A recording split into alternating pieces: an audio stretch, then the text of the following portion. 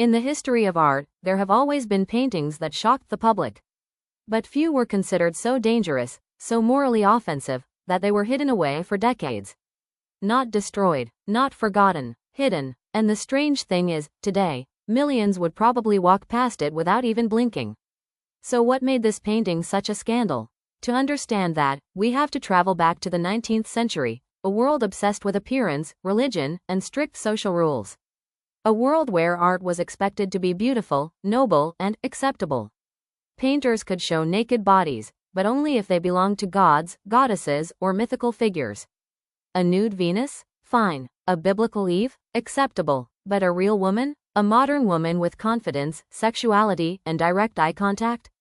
That crossed a line. In 1865, a French painter named Edward Manet unveiled a painting called Olympia. And Paris exploded. At first glance, the painting seems simple. A woman lies on a bed, completely nude, staring directly at the viewer. A servant stands beside her holding flowers. A black cat curls at the foot of the bed. But audiences at the time didn't see simple. They saw scandal. Why? Because this woman wasn't pretending to be a goddess. She wasn't hidden behind mythology. She looked modern, real, confident, and most shocking of all, she looked back at the audience without shame. In the 1800s, viewers were used to passive female figures in art, soft, dreamy, idealized women painted for male admiration. But Olympia challenged that entire tradition. Her gaze felt confrontational, almost uncomfortable, as if she understood exactly who was looking at her, and why. Critics called the painting vulgar, immoral, and disgusting. Some newspapers mocked her body. Others attacked Manet personally. Crowds gathered to laugh at the painting during exhibitions. According to reports, the outrage became so intense that guards had to be placed near the artwork to protect it from angry visitors. Imagine that, a painting needing security because people hated it that much. But the scandal wasn't only about nudity. Many historians believe viewers instantly recognized Olympia as a courtesan, a high-class prostitute, because of subtle details in the painting. The flowers, likely sent by a client. The jewelry, the orchid in her hair. The servant delivering gifts. Manet wasn't painting fantasy anymore. He was painting modern Paris.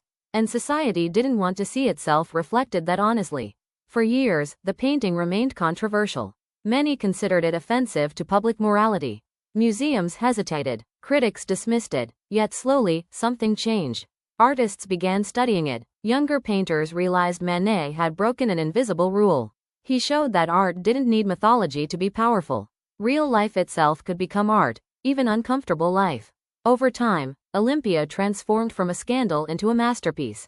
Today, it hangs proudly in the Musée d'Orsay, protected not from angry mobs, but from camera flashes and overcrowded tourists.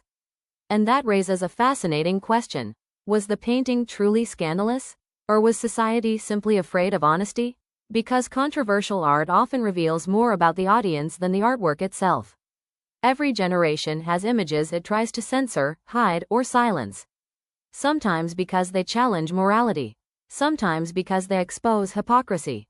And sometimes because they force people to confront realities they would rather ignore. Olympia wasn't hidden because it was poorly painted. It was hidden because it made people uncomfortable. And maybe that's the real power of art. Not beauty, not perfection, but confrontation. The ability to hold up a mirror to society and refuse to look away.